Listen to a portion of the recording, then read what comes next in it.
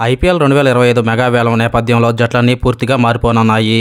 ఈ సంవత్సరం డిసెంబర్లోగా మెగా వేలం నిర్వహించేందుకు బీసీసీఐ ఏర్పాట్లు చేస్తోంది. ఇప్పటికే 10 ఫ్రాంచైజీల ఓనర్లతో సమావేశం నిర్వహించి రిటెన్షన్ పాలసీపై వారి అభిప్రాయాలతో పాటు సలహాలు, సూచనలను స్వీకరించింది. అతి త్వరలోనే బీసీసీఐ రిటెన్షన్ పాలసీని ప్రకటించే అవకాశం ఉంది.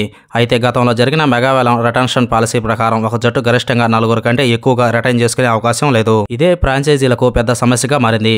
కాంబినేషన్ సెట్ అయిన జట్లు మెగా వేలాన్ని వ్యతిరేకిస్తుండగా మిగతా జట్లు కావాలని పట్టుబడుతున్నాయి. కొన్ని జట్లు 8 మంది ప్లేయర్స్ ను రిటైన్ చేసుకునే అవకాశం ఇవ్వాలని డిమాండ్ చేసినట్లు వార్తలు వచ్చాయి.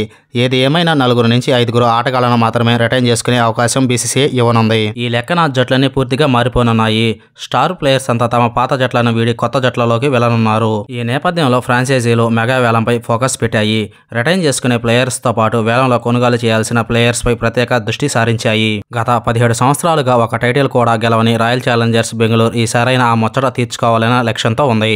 ఈ క్రమంలోనే సౌత్ ఆఫ్రికా విధ్వంసక వికెట్ కీపర్ హెన్రిచ్ క్లాసెన్ పై ఆర్సీబీ ఫోకస్ పెట్టింది. ఇప్పటికే ఆర్సీబీ జట్టు wicket keeper Dinesh Karthik retirement ప్రకటించగా దినేష్ కార్తీక్ ను బ్యాటింగ్ కోచ్ గా నియమించుకుంది.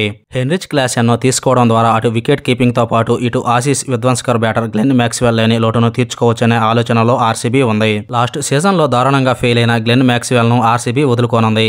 ఈ క్రమంలోనే హెన్రిచ్ క్లాసెన్ ను కొనుగోలు చేయాలనే లక్ష్యంతో ఉంది. హెన్రిచ్ క్లాసెన్ ను సన్ రైజర్స్ హైదరాబాద్ వదులుకునే అవకాశాలు చాలా తక్కువగా ఉన్నాయి. ఒకవేళ హెన్రిచ్ క్లాసెన్ ను వేలంలోకి వదిలేస్తే మాత్రం ఆర్సీబీ కోట్లు కుమ్మరించి అయినా దక్కించుకోనుంది.